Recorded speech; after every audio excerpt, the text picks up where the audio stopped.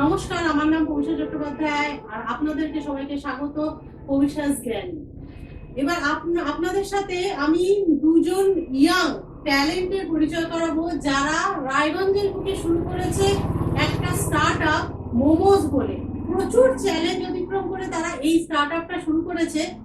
ওর নাম হলো সুজয় চক্রবর্তী, যে হলো ফাউন্ডার মোমোজের, আর ওর নাম বিক্রম দেবনাথ, যে হলো কো ফাউন্ডার মোমোজের। তাছাড়া এনাদের দুজনকে ছাড়া আরেকজন আছে তন্ময় সরকার, উনিও কো ফাউন্ডার। উনি আজকে কিছু ব্যক্তিগত কারণে আসতে পারেননি। তো আজকে আমরা শুরু করছি এদের জার্নি, কি করে এরা শুরু করলো। আপনারা এটা দেখুন আপনাদের মোটিভেশনের জন্য এবং কিছু করুন। তাহলে আমরা শুরু করছি।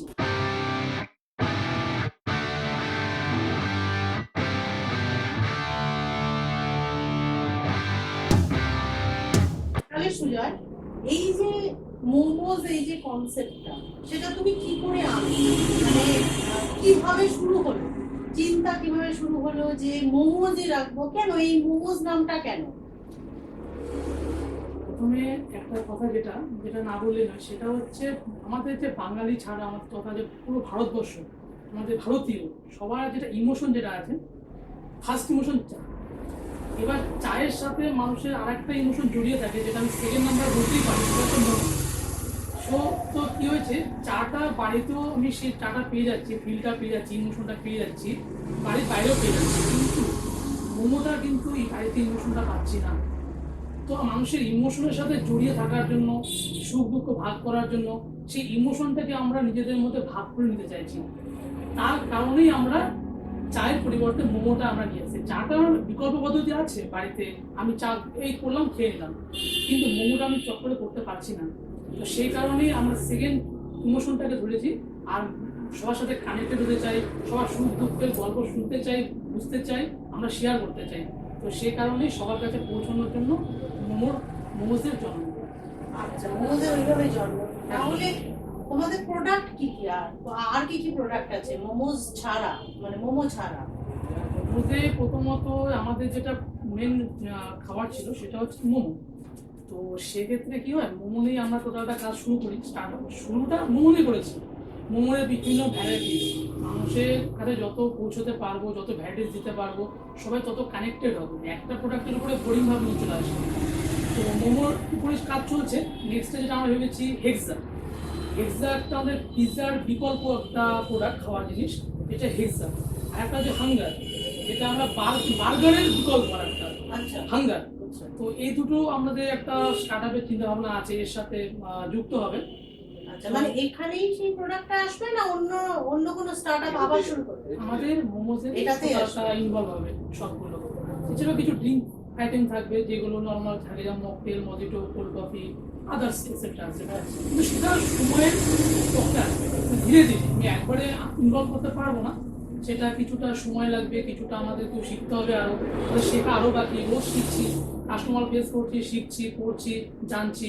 তো ধীরে ধীরে আমরা আস্তে আস্তে অ্যাড করতে থাকবো। সেটা সময় নির্ধারণ করবে যে কবে ঠিক টাইম আমরা এখন অ্যাড করতে পারবো প্রোডাক্টগুলো। আচ্ছা, তাহলে এই যে মোমোস শুরু করা, এটা তো কারো না কারো মোটিভেশনে তুমি করেছো, মানে কাউকে দেখে ইন্সপায়ার হয়ে তুমি করেছো। সে কে? এরকম কাকে দেখে ইন্সপায়ার হয়ে তুমি রায়গঞ্জের বুকে ভাবলে একটা মোমোস বলে একটা চেইন খুলবে?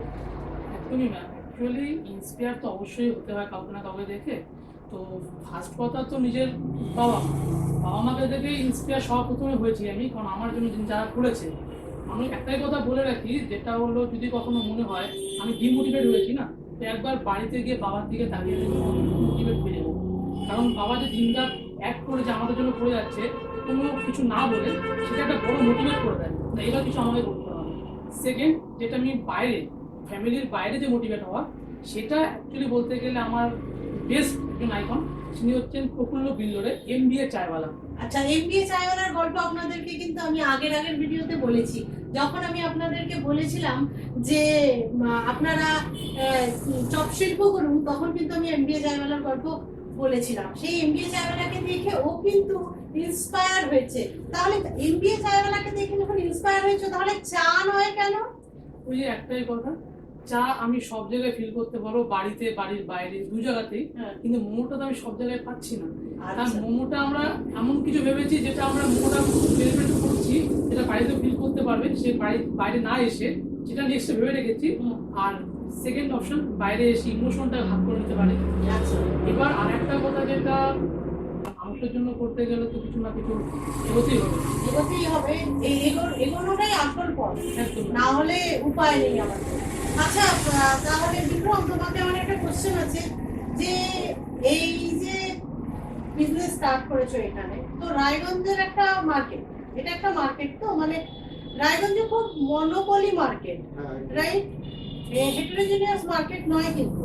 তো এই মার্কেটে ব্যবসাটাকে দাঁড় করানো, বিশেষ করে এই ব্যবসাকে দাঁড় করানো, একটা নতুন চিন্তাধারা, ধরা হাটকে যেটাকে বলে, সেটা তোমার কি মনে হয় এটা মার্কেট গ্র্যাব করতে পারবে? কারণ কি তোমরা শুরু করেছো রায়গঞ্জ থেকে একটু বাইরে এসে বগুড়ামে এসে এই, ব্যাপারটা শুরু করেছো, তো তোমার কি মনে হয় এই আউটলেট কতটা ব্যবসা তোমাকে এনে দেবে, প্রফিটটা এনে দেবে, তোমার মার্কেট কতটা তৈরি হবে?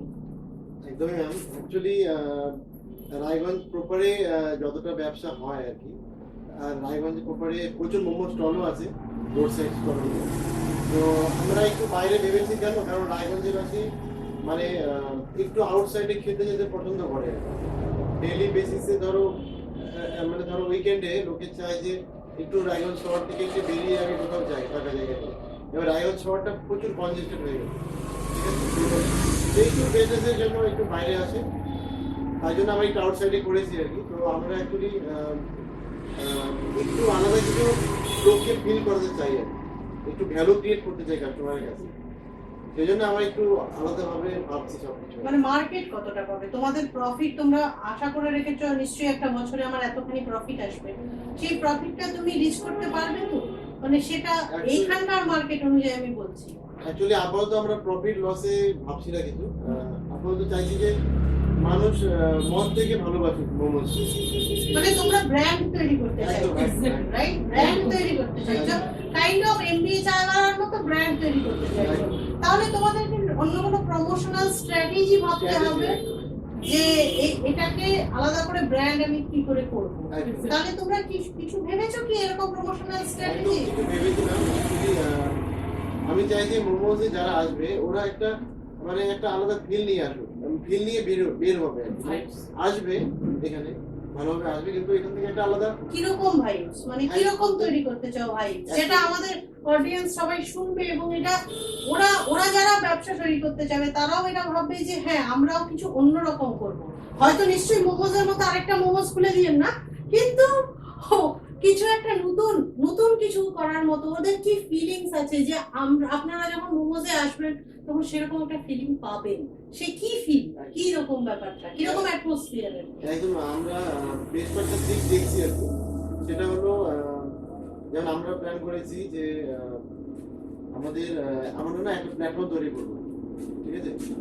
এমন একটা প্ল্যাটফর্ম যেখানে অ্যাকচুয়ালি কিছু কিছু প্ল্যাটফর্ম আছে যেটা ওয়ার্ল্ড ওয়াইড, যেমন টেড টক আছে, তারপরে জো স্টক আছে, এরকম কিছু প্ল্যাটফর্ম আছে যেখানে যারা একটু মানে ধরো লাইফে অনেক কিছু করেছে আর কি, তারা যায় সেখানে তাদের এক্সপিরিয়েন্স গুলো বলে।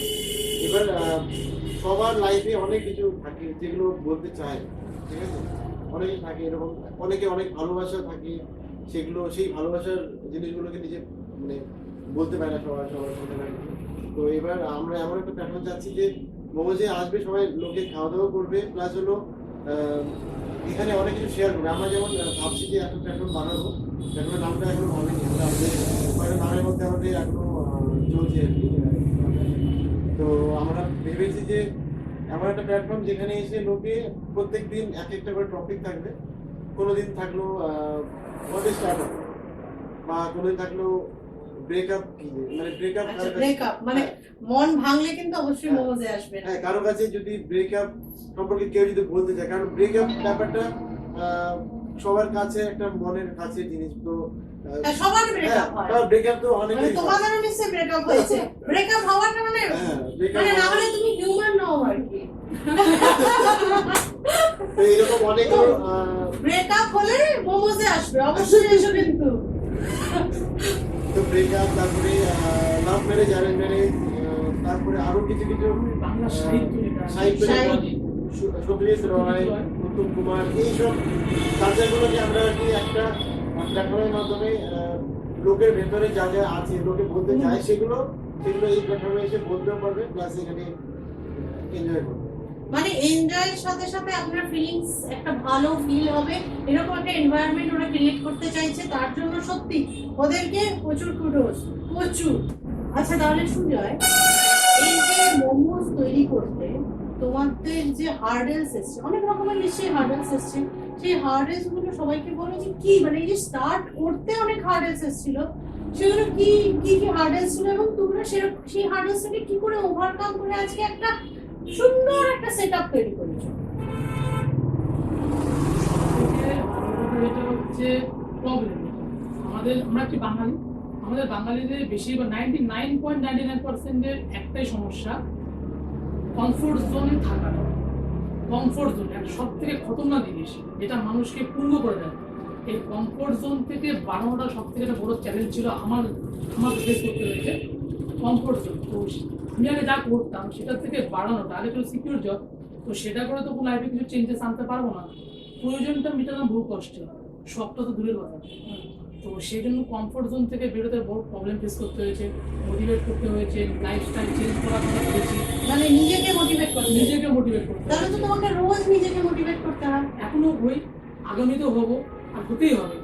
তো সেকেন্ড প্রবলেম যেটা আসে, কিছু ভাবা, কিছু প্ল্যান করা, মানে কিছু করতে হবে লাইফে, সেই ডিসিশনটা নেওয়া ছিল একটা সব থেকে বড় চ্যালেঞ্জ। ডিসিশনটা আদৌ ঠিক না ভুল, কি হবে কি হবে না, তো সেগুলো নিয়ে লাস্টে হলো না একটা এক্সিকিউট করে দিই, শুরু করে দিই, তারপর যা হবে দেখা যাবে। তো ফার্স্ট প্রবলেম ফেস করলাম ওটা, যা হবে দেখা যাবে, শুরুটা করি। সেকেন্ড প্রবলেম যেটা আসলো, ফ্যামিলিকে তো কনভিন্স করতে হবে, নাহলে আমি সেটা করতে পারবো না। যেহেতু গার্জেন আছে, সেহেতু গার্জেনের বিপরীতে গিয়ে কিন্তু আমি কোনো কিছু সহজে করতে পারি না। তো সেক্ষেত্রে বাবা মাকে কনভিন্স করানোর চেষ্টা করলাম। তো বাবা মাকে মোটামুটি 80% কনভিন্স করি, 20% দোকানে থাকে। তারপরে চান্স দিল একটা, ঠিক আছে করো, 1 বছর সময় দিচ্ছি, কিছু করতে পারলে বেটার, না করতে পারলে আমাদের চয়েসে কিছু একটা করবো, সেটা পাবলিক ফান্ডের কাজ হোক, যে কোনো কিছু এনে দিই। মানে মা বাবাকে ওর কনভিন্স করতে খুব হার্ডেল ফেস করতে হয়েছিল। প্রচুর প্রচুর, মানে আমাকে কনভিন্স করতে মোটামুটি 4-5 মাস লেগেছে। 4-5 মাস লেগেছে যে আমি একটা নিজের স্টার্টআপ খুলবো, সেটা মা বাবাকে জানাতে এবং মা বাবা সেটাতে সম্মতি দিতে। এখনো কি তারা সম্পূর্ণভাবে সম্মত? সম্মতি বলতে অ্যাকচুয়ালি সেরকম ভাবে না, আমি দেখছি আমি কি করছি, কতটা আমার আর্ন হচ্ছে, কতটা ডেভেলপ হচ্ছে, সময় এখনো বেঁচে আছে, এখনো 1 বছর পুরো হয়নি।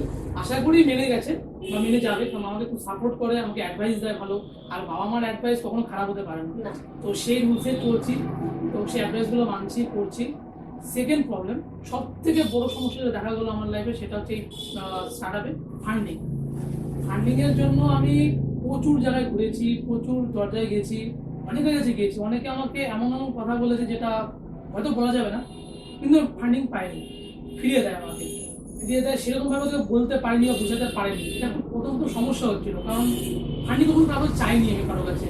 তারপরে নিজেকে ঠিক করলাম যে না, ফান্ডিং চাওয়ার জন্য অন্য রাস্তা বের করতে হবে। তো সেই রুটটা রাত্রেবেলা বসে আমি অ্যাকচুয়ালি শিডিউল তৈরি করি, নেক্সট ডেট। তো শিডিউল আমি লিখলাম, আমার কী কী নোট ডাউন করলাম যে কী কী করতে হবে। তো সেটা ওটা আমার ফ্রেন্ডের কথা মনে পড়লো, আমার চাইল্ডহুড ফ্রেন্ড তন্ময় সরকার, যে আমাদের কো ফাউন্ডার। তো ওর সাথে ফোন করলাম, ফোন করে ওর সাথে দেখা করলাম, যে আগেই বললাম কনভিন্স করতে ভালো পারি। সেই রুলস অনুযায়ী, সেই শিডিউল অনুযায়ী ওকে আমি এমন কনভিন্স করলাম, ওকে আমি দেখালাম যে আমাদের এই স্টার্টআপের কী গ্রো আছে বা কী হতে পারে, কতদূর যেতে পারে। ওকে প্রেজেন্ট দেখায়নি, ওকে ফিউচার দেখেছি। তারপরে ও কনভিন্স হলো, ও রাজি হলো, ও স্টার্টআপে ফান্ডিং করতে রাজি হলো। তো সেই ফান্ডিংয়ে আমরা শুরু করেছি। সেই সময় দেখা হলো দাদার সাথে পরিচয়, ফিক্সনের ফাউন্ডার বিক্রম দা। তো দাদা তখন আমাদের স্টার্টআপে খুব ইমপ্রেস হয়, দাদার সাথে সেরকমভাবে কথা হলো, ইমপ্রেস, দাদা কনভিন্স করলাম আমিও। তারপরে দাদা ফান্ডিং দিতে রাজি হলো।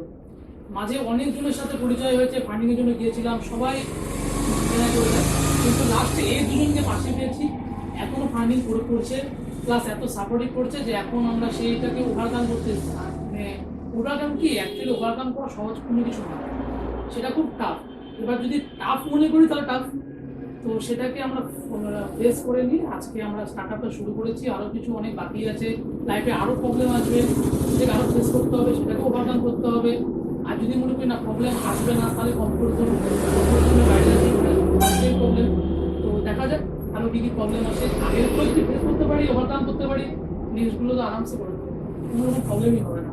তোমাদেরকে মানে তোমাদের এই প্রবলেম শুনে আমি এটাই ভাবছি যে ইনভেস্টমেন্ট মানে করাটা বা ফান্ডিং পাওয়াটা একটা বিশাল বড় প্রবলেম আছে ইন্ডিয়ার জন্য। সঠিক বিজনেস ইনভেস্টমেন্ট পায় না, আর ইনভেস্টমেন্ট পেলেও তারা সঠিকভাবে সেটাকে ইউটিলাইজ করতে পারে। তো এটা একটা বিশাল বড় গ্যাপ। ফান্ড যারা করবে তার ইনভেস্টার আর যারা ফান্ড পাবে তাদের মধ্যে একটা বিশাল গ্যাপ আছে। সেই গ্যাপটাকে আমাদেরকে ওভারকাম করাটা খুব টাফ আর খুব বড় চ্যালেঞ্জ।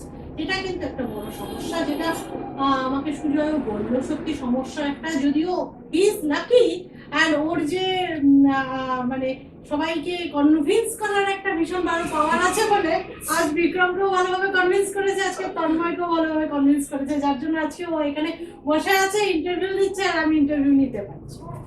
এবার কোশ্চেনটা হলো বিক্রম তোমার কাছে, যে এই যে মোমোসটা আছে, তোমরা তো একটা স্টার্ট আপ করেছো, এটা সাধারণ একটা দোকান নয় যে জাস্ট পয়সা ইনকাম করলাম আর ফ্যামিলি চালালাম, সেটা তো নয়। তো এই যে স্টার্ট আপটা, এটার ফিউচার কি? মানে তোমরা রায়গঞ্জ থেকে বেরিয়ে ওয়েস্ট বেঙ্গলের মধ্যে কিছু করার চেষ্টায় আছো, না দেশের মধ্যে কিছু করার চেষ্টায় আছো, না বিদেশেও যেতে চাইছো? কি একটা এম তোমাদের কি আছে? অ্যাকচুয়ালি আমরা শুরু থেকে ভাবছিলাম যে শুরু থেকে আমাদের প্রথমে প্ল্যান ছিল যে যেটা শুরু করবো সেটা যাতে ওয়ার্ল্ড ওয়াইড করা যায়। ওই জন্য আমাদের নামগুলো সেরকম করে চুজ করা আর কি, ঠিক আছে। নাহলে প্রথমে হয়তো বাংলা কোনো নাম চুজ করা হচ্ছিল, পরে সেটাকে চেঞ্জ করে মোমোজ করা হতো আর কি। তো ডোমেনও কেনা হয়েছে আমাদের momoz.in বলে। তো আমরা প্ল্যান করেছি যে প্রথমে অ্যাকচুয়ালি আমাদের যে মেনুগুলো আছে, মেনুগুলোর যে প্রত্যেকটা মেনু যে ফর্মুলাগুলো থাকে, এই ফর্মুলা রেডি করা, রেডি করে কিছু পেপার ওয়ার্ক ঠিক করা, তারপরে ফ্র্যাঞ্চাইজি মডেলের বিজনেস প্ল্যান করছি আর কি আমরা। তো আমাদের রায়গঞ্জে এটা করছি। তো নেক্সট প্ল্যান আছে আগামী 6 মাসের মধ্যে হয়তো আরেকটা কোথাও আউটলেট করবো। সেটা রায়গঞ্জের বাইরে করবে? রায়গঞ্জের বাইরেও হতে পারে, রায়গঞ্জের মেইন প্রপারেও হতে পারে, মানে এটাকে মেইন করে আরেকটা 6 মাসের মধ্যে। তাহলে আমার শেষে, last but not the least, আমার সুজয়কে আর বিক্রমকে দুজনকেই একটা লাস্ট প্রশ্ন করবো। সেটা হলো আমি এদের কাছ থেকে অ্যাডভাইস চাইবো। এরা যে একটা স্টার্ট আপ তৈরি করেছে, অনেক হার্ডেল ফেস করেছে।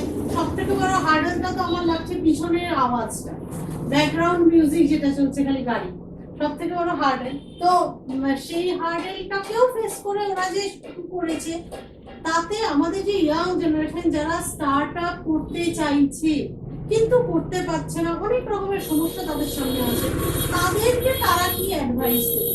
এই অ্যাডভাইসটা যদি প্রথম বিক্রম বলে আমি খুব খুশি হই। বিক্রম প্লিজ। আমাদের ইন্ডিয়াতে এত ইউথ আছে, বেশিরভাগ ইউথরাই আনএমপ্লয়েড। এবার সবাই চাকরির জন্য করছে, চাকরি করছে, চাকরি দেওয়া, চাকরি দেওয়া। এবার চাকরিটা যে দিবে, চাকরিটা আমাদের জন্য আমাদের ইন্ডিয়ান ইকোনমিটাকে স্ট্রং করতে হবে। এই স্ট্রং করার জন্য আগে স্টার্ট আপ কালচারটা শুরু করতে হবে, ঠিক আছে। নাহলে ইউথটা স্টার্ট আপ করতে পারবে না। আর স্টার্ট আপ করার জন্য আমার মনে হয় একটা সেলফ মোটিভেশনের প্রথমে দরকার আছে। কারণ সেলফ মোটিভেশন যদি না থাকে কারোর কাছে, তাহলে কোনো কিছুই করতে পারবে না। হয়তো শুরু করলো কিন্তু সেটা হয়তো বেশি দিন করতে পারবে না।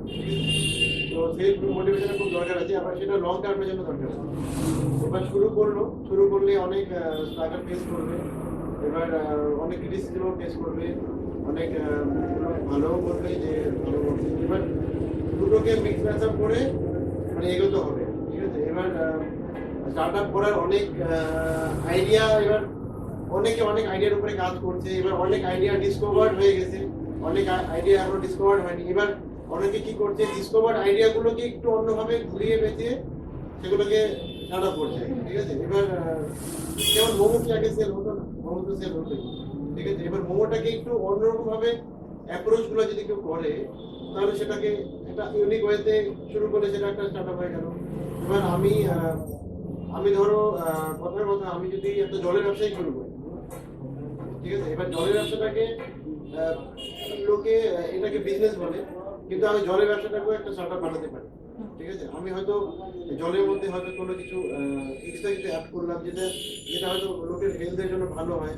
ঠিক আছে, এক্সট্রা কিছু অ্যাড করলাম, তো এই যে ইউনিকভাবে একটু যতটাকে নিলাম আর কি, সেটা একটা স্টার্টআপ।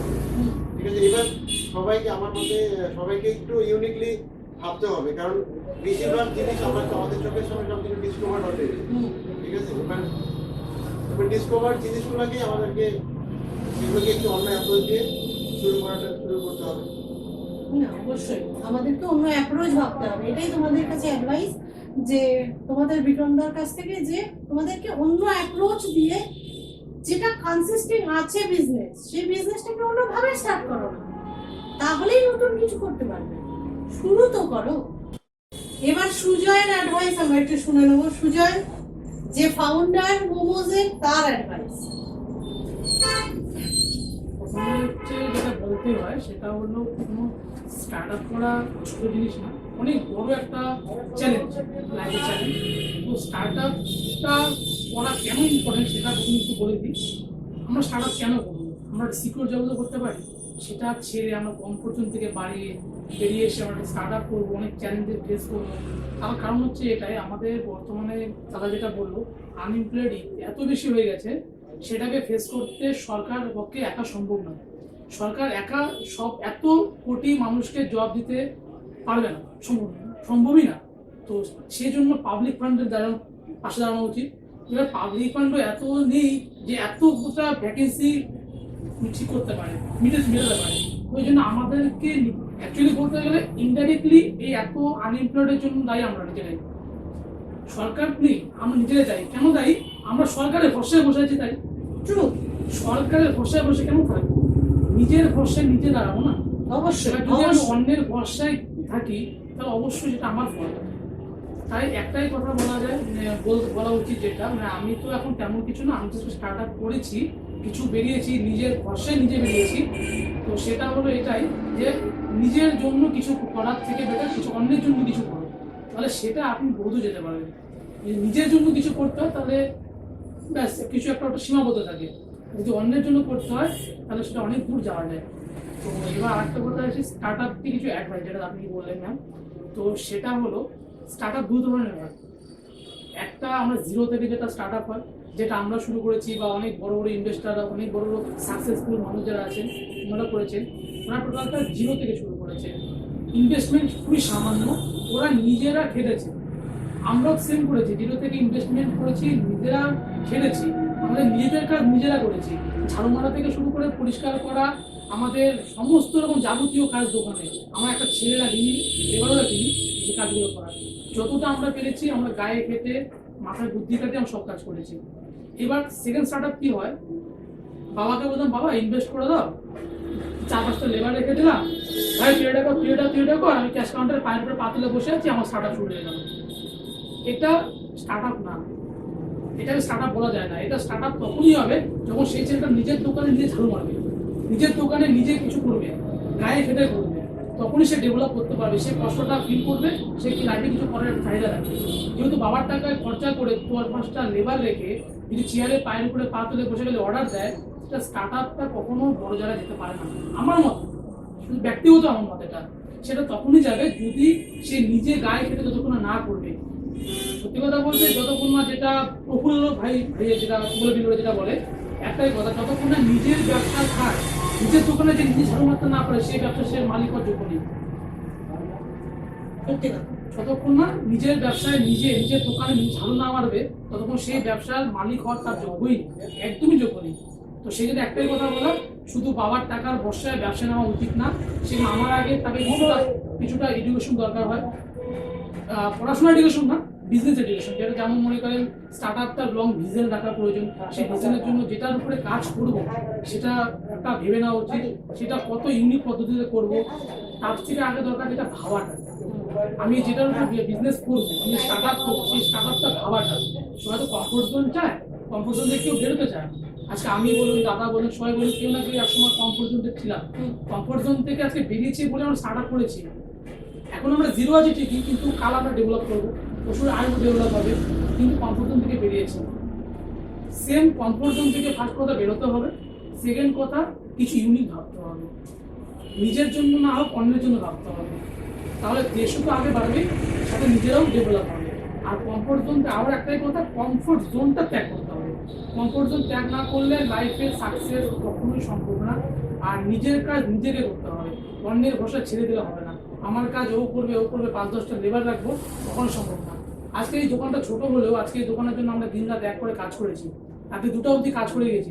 লেবারের কাজ নিজের কাজ নিজে করেছি, পরিষ্কার থেকে শুরু করা, বাসন মাজা থেকে শুরু করা, সব কাজ নিজেরা করেছি। দিন যাবে, সাকসেস হবে, ডেভেলপ হবে, তখন আমরা দুটো স্টাফ রাখতে পারবো। তো যে কোনো স্টার্ট আপের ক্ষেত্রে নিজের কাজ নিজের করা প্রয়োজন। আর আরেকটা কথা, কমফোর্ট জোন থেকে বাড়াতে হবে। মানে আপনার সুজয়ের কথার মধ্যে এটাই আমি পেলাম যে নিজের কমফোর্ট জোন থেকে বেরো এবং নিজের কাজ নিজেকে করো। বাবার কাছ থেকে যতটা সম্ভব কম পয়সা নিয়ে, নিজের আইডিয়া দিয়ে, জুগাড়ু পদ্ধতিতে কিছু করো। একদমই তাই। আমরা আজকে দেখা করলাম সুজয়ের সাথে আর বিক্রমের সাথে। থ্যাংক ইউ সো মাচ তোমাদের এই মূল্যবান সময়টাকে আমাদেরকে দেওয়ার জন্য, বা আমাকে দেওয়ার জন্য, আমার শ্রোতাদেরকে দেওয়ার জন্য অসংখ্য ধন্যবাদ। এই যে সবাইকে তোমরা মোটিভেট করলে, থ্যাংক ইউ। আর তোমাদের নতুন স্টার্ট আপের জন্য থামস আপ, যেন আরো এগিয়ে যাও। তুমি যেন সন্দীপ মহেশ্বরী মানে পডকাস্টে যেতে পারো, এবং আমি সেটাই চাই। তোমরা আরো এগো, আমাদের ইউথ আরো এগোক, আমরা বাঙালিরা আরো এগিয়ে যাই। কেন আমি বাঙালি বলছি, তার কারণ হলো যে বাঙালিকে মোটিভেট করার মতো কেউ নেই। আমরা হিন্দিতে প্রচুর মোটিভেশন দেখতে পাই, ইংরেজিতে তো ভুরি ভুরি আছে, হিন্দিতেও তো সন্দীপ মহেশ্বরী এসে গেছে, কত আছে, বিবেক বিন্দ্রা আছে, এত লোক আছে, কিন্তু আমাদের বাঙালিদের জন্য কে আছে? খুঁজে দেখুন তো, কেউ নেই। আমি চাই যাতে আপনারা মোটিভেশন পান। আপনারা যদি মোটিভেশন পান, তাহলে আমার এটাই হবে যে আপনারা কিছু করলে আমি মন থেকে শান্তি পাবো যে আপনারা কিছু করেছেন। আমি আমার স্টুডেন্টদের সমস্যা দেখেছি, তাই দেখেই আপনাদের ইউথদেরকে বলছি, উঠুন, জাগুন, কিছু করুন। আমার ট্যাগলাইন হলো, জাগো বাঙালি জাগো, নিজের জন্য জাগো, দেশের জন্য জাগো, নিজের ভাষার জন্য জাগো, নিজের জাতির জন্য জাগো, সর্বোপরি নিজের নেক্সট জেনারেশন বা পরবর্তী প্রজন্মের জন্য জাগো। বাঙালি ব্যবসা করো। এই বলেই আজকে আপনাদের সামনে এই প্রোগ্রামটা শেষ করছি। আপনাদের যদি আমাদের এই ভিডিওটা, আমার এই প্রোগ্রামটা ভালো লেগে থাকে, তাহলে অবশ্যই লাইক করবেন, কমেন্ট করবেন, শেয়ার করবেন, সাবস্ক্রাইব করবেন। সাবস্ক্রাইব করলে অবশ্যই অল বাটনটা প্রেস করবেন এবং বেল আইকনটা টিপে দেবেন। এটা ইউটিউবের কথা বললাম। আর যদি ফেসবুকে দেখেন, তাহলে অবশ্যই পেজটা একটু লাইক করে দেবেন। Tata, bye bye.